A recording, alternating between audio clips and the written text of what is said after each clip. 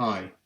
So in this demonstration, I'm going to run you through how to perform certificate authentication to Active Directory Federation services, how to use SCEP, the Certificate Enrollment Protocol, to deploy the certificates to devices, and then how to revoke those certificates and have that policy applied for ADFS. Now, of course, I'm using ADFS in this example, but and Microsoft Certificate Server, but you could use any SCEP server, you could use any identity provider to manage these processes. It's how do certificate revocation lists get applied, how does OCSP get applied, and then how do we, as Zscaler, as a service provider, apply policy based on these constructs. So first off, I've got an Active Directory domain. My domain is welshgeek.net. I've got my certificate server. I've got a SCEP server. I've got an online responder for OCSP. My online responder, if I look at the properties on this, I've got no cache entries on this, so it's always going to serve things directly. If I look at the online responder, it's going to take my certificate revocation list, which is published here, and be able to respond on that directly. There's a 5-minute cache time for it fetching those.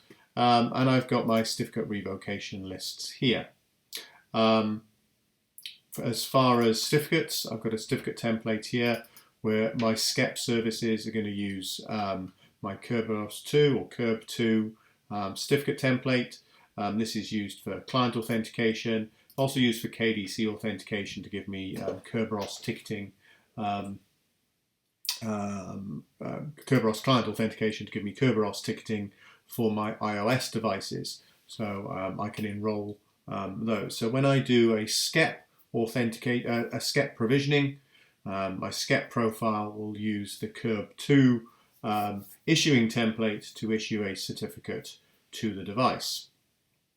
And what I'll do is I've got 2 devices. I've got my iPhone and I've got my iPad, and we're going to issue some certificates to those and go through the SCEP process.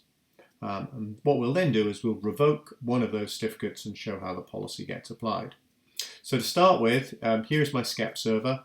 Obviously, if you were doing this in the real world, you'd use an MDM. I didn't want to get into showing you how all the MDM functionality works, but the MDM will effectively query my SCEP server. It'll have a token to authenticate, and it will query these. You'll see each time it gets a new challenge passphrase. This would be unique for each device. And what the SCEP server will, what the MDM would do is take that and put it in here for my SCEP challenge. So this is a payload that's going to be deployed to my devices.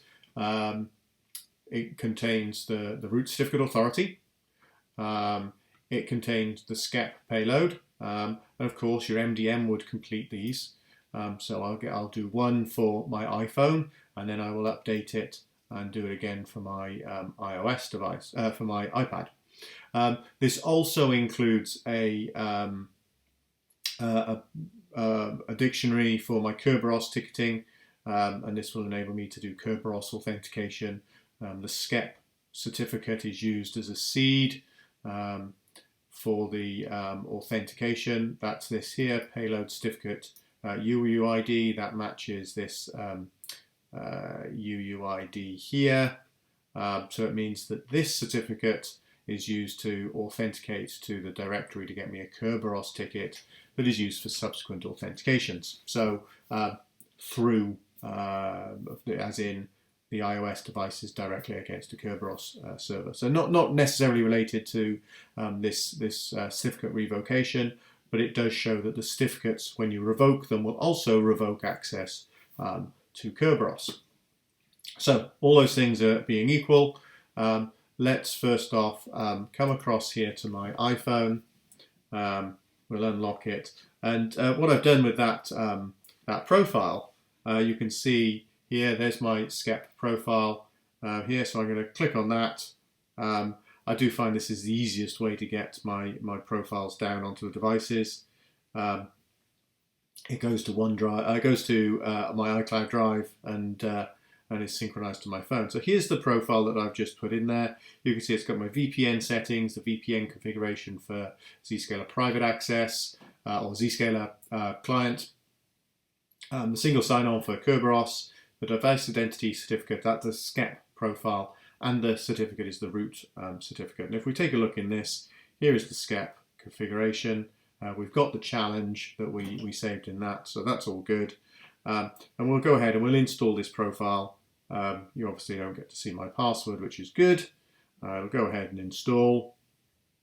And my device will use that challenge, go off to the certificate server, and it'll get the certificate. So if we take a look at this profile now, what we can see is there's my my SCEP certificate. We've got a serial number. The last octet in that serial number in the middle here ends 2C, so we'll make a note of that. And you'll see in here the DNS name is Mark's iPhone, principal name is M. Ryan, and we've got a couple of things that are important in here. The CRL distribution point is the domain controller, and the authority information access is the OCSP server, which is again is that domain controller. So we've got that for the iPhone, and what I will do, just to I suppose as a bit of a test, what we'll do is we'll come in here, we'll go to my ADFS server, and if we click sign in to this, it'll transparently sign me in because of that certificate. And we can come into the ADFS server now. If we take a jump over to the ADFS server here, intranet certificate authentication. We could, if we come under the event log, Microsoft Windows, and we come down to this CAPI2, we can refresh this, and we can see that you know, the time here 4:22. Let's scroll down a little bit. You can see there's lots of logs in here. We can see that it tried to get the certificate revocation list, verified it to be able to log the user in. And if we go to the command line and we take a look at the URL cache, here is the request for that OCSP certificate that went across. And at the same time, if we come across, let's get rid of that, don't worry about that. If we come across here, I show a packet capture running in the background. 1.4 is the ADFS server, 1.2 is the Active Directory certificate server. And we see here, here's the request for a query, here's the response that came back, and we'll see here, let's scroll down here ever so slightly. It tells us the certificate is good, certificate ID, and it ends 2C, which is what we know. So, and it queried twice, all effectively within the almost the same second. So we can see that the ADFS server, the WinHTTP service that's running there, is actually the thing that validates the certificate, or gets the client certificate, does the certificate authentication, and then queries the OCSP server to validate the certificate that's being presented. So let's jump over here, and we'll come back to this, and we'll take a new challenge. We'll update this this challenge on here. Let's go ahead and change this Mark's iPad just because we want to, and we'll click save on that. Okay, so we'll jump across to the iPad here. We can see that the configuration is there now. So we'll go ahead and we'll open that, and we'll open here, and we'll come into the profiles. And we've got this new downloaded profile, so we'll install that.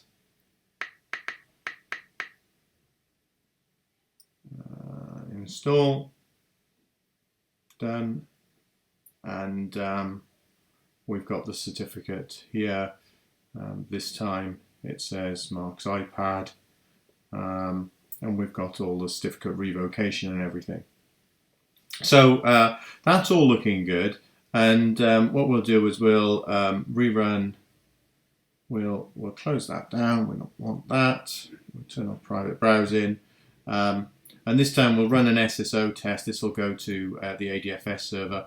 And this is actually an SP-initiated single sign-on from Zscaler Private Access. Hits the IDP, authenticates using certificate authentication, returns back to the service provider and displays all of the SAML assertion data. And so here we can see, you know, we did TLS authentication, X509. So we know that the device authenticated. And if this was an MDM device and it was enrolled in Azure AD, we might also know things about the operating system and things like that. Depends on how the device is managed. But the IDP can pull all this data out of the certificate, the authentication mechanism, and return it in the SAML assertion for Zscaler to apply policy on. So let's go ahead and we'll close that down. So let's launch the Zscaler app, and you can see now it's going to start with logging in.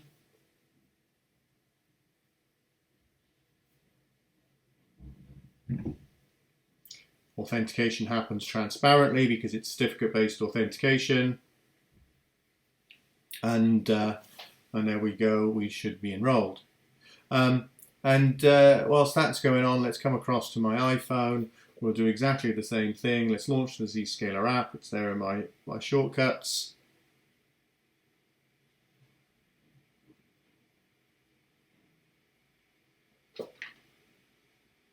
And there we are. We're all authenticated. So, you know, at this point we can say, great, certificate authentication works. We're transparently able to authenticate to the IDP. Not only are we able to transparently authenticate to the IDP, we can launch Zscaler app programmatically. Zscaler app will transparently authenticate and enroll the device, and away we go. So what we can then do is we can come in here and we can launch an application. We can go to apache.welshgeek.net and we can authenticate. This is an application advertised via Zscaler Private Access. And if we come into the Zscaler Private Access Management Console, we can see the requests here, ADFS, things like that. Let's go ahead here and take a look at the diagnostics. We can see a couple of things that have occurred. You know, we've hit this Apache server. All of that authentication has worked and everything.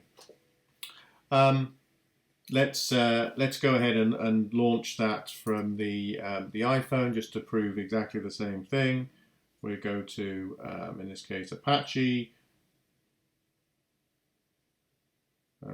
So there it is, the welshgeek.net, passes through Zscaler Private Access, and that is all working. And let's refresh this page just to see a couple of things.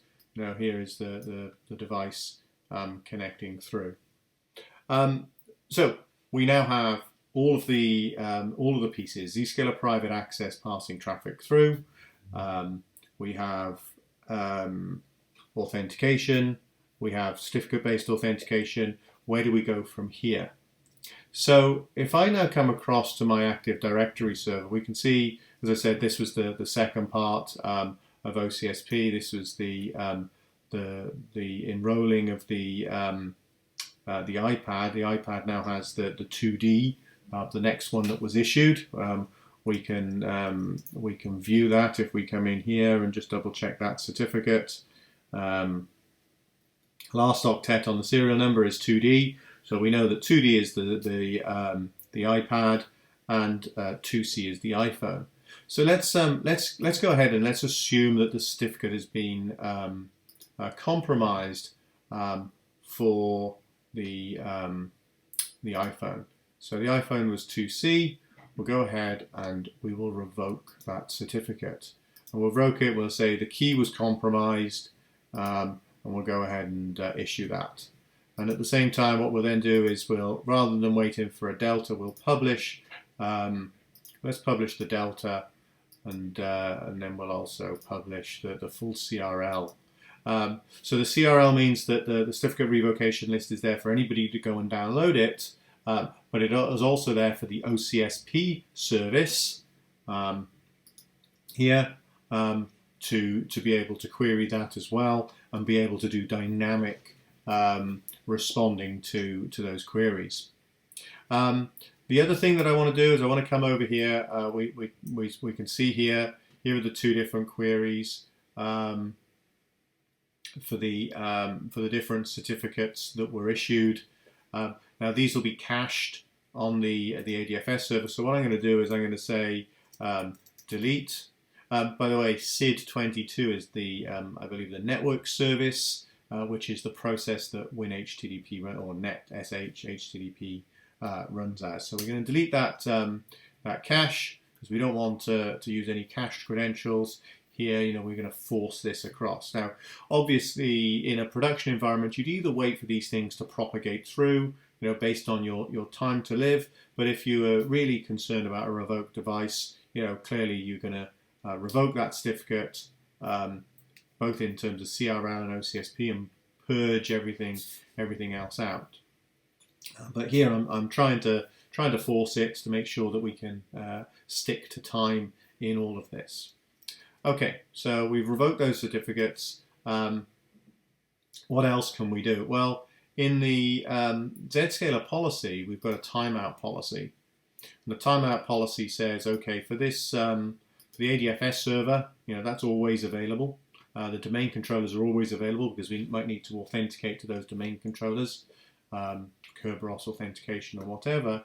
But my CentOS or my Apache server is subject to this 10-minute timeout. So after 10 minutes of activity, we're going to time out those connections. It's based on the last time the SAML assertion was issued. So we'll wait for that timeout, and then when the user makes a subsequent request, they'll have to go through the IDP again. So whilst that's happening, let's take a look at the time, 16:35. What we want to do is see whether or not that certificate is actually being revoked. So what I'll do is I'll open up a private browser, create a new session. Let's rerun that SSO test. Now this time, obviously, it's going to come via Zscaler private access. But that's immaterial. It'll hit the IDP. The IDP will try and authenticate. Because it's a private browser session, I will be prompted whether or not to allow the private browser session access to the private key. So if I run that SSO test, it's going to ask me for the certificate. Do I want to allow it? Yes. And I'll hit that IDP. Now at this point, the IDP still hasn't updated on the cache, and we can see that if we come over here and let's refresh this page.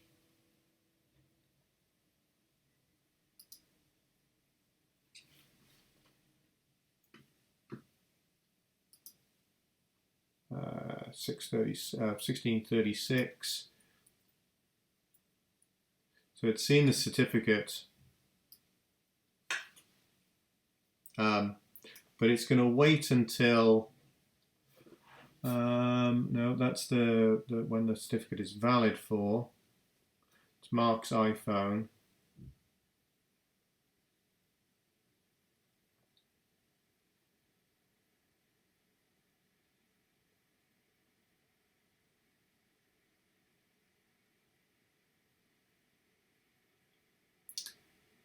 And it's still using the cache data, so it's going to wait a while before it updates that cache. So it's going to wait until 1601. This is UTC.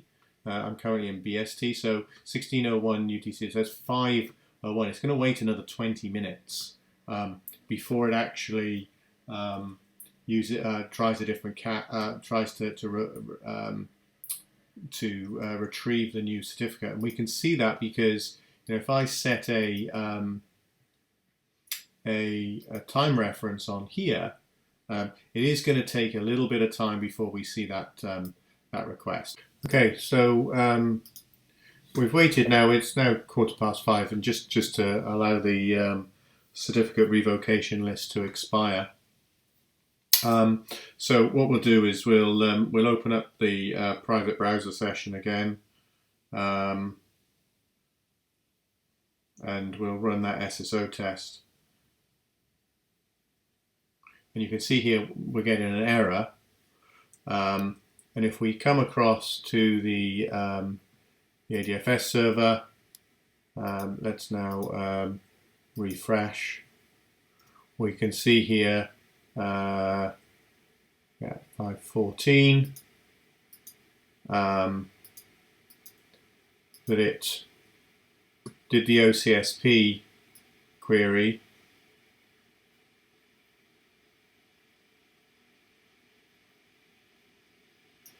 and it checked the revocation. You can see now we've hit the 16:14 because it had expired. The cache had expired, and it failed because of key compromise. And OCSP had a successful response. And if we were to come into the ADFS here, we should see an error as well. The certificate had expired. Similarly, if we come across to here and we go to, let's open up that private browser session, and we do that SSO test, continue. This one is working fine because the certificate is still valid. So let's close this off. So the certificate's expired, great. My ADFS server is no longer going to allow those things to go through. But what does that mean for Zscaler private access? Let's take a look at how the re-authentication looks now in Zscaler private access. So on the iPad, which is the certificate is still valid, we refresh this page. Okay. Connections lost. Zscaler app has triggered here to say re-authentication is required. And so if we go ahead and re-authenticate, certificate will be presented, and I can re-enroll. It'll validate the certificate, and we get new certificates issued for ZPA, and those certificates are then used for the tunnels. And so if I come back to this and press refresh, I can access the website. However, if I come here and ignore the Twitter and open up the Apache server, let's go here, press go, no longer valid. Let's click here to re-authenticate. Oh, there we go. Now realize that the re-authentication is needed, so click re-authenticate. At this point it errors, and the error is because of the certificate revocation. And so, no matter what I do here, I can't authenticate and get access to Zscaler private access. So, and if we come back over to the IDP, let's refresh. 1731. We can see that the policy here, it couldn't authenticate. The certificate had revoked. And if I scroll up here to my ADFS server, the error code here, there's a problem with the certificate. And it's because the certificate has been revoked, of course. So in total, what we have is the ability to programmatically issue certificates to devices using SCEP. SCEP gives me that uniqueness to have unique devices and fingerprints per devices. SCEP in this case, if we come over to ZPA, is also doing the Kerberos authentication. When I look in my diagnostics, SCEP certificate is used to issue the certificates, or as an authentication seed, because of this.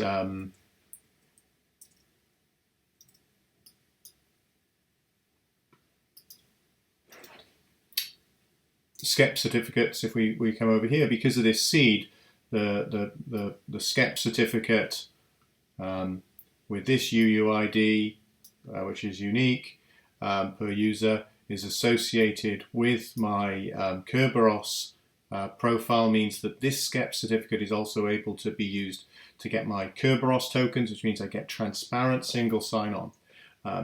The Apache server that we see here is actually doing Kerberos authentication, and I can see that if I do, let's do curl minus negotiate, allows you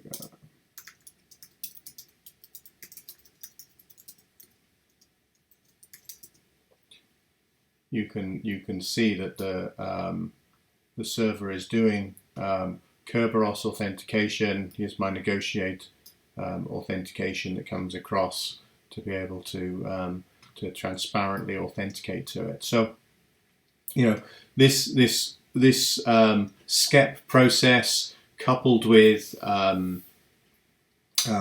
certificate management, certificate authentication, coupled with Kerberos, gives me the ability to deploy certificates to iOS devices. I can do this with Android devices. I can do this with Windows and Mac, to be able to granularly identify the devices and apply policy on them. And then the certificate revocation and OCSP is used by the identity provider to control and manage those certificates. Hope this was useful. Mail me, mark@zscaler.com, if you have any questions. Thank you.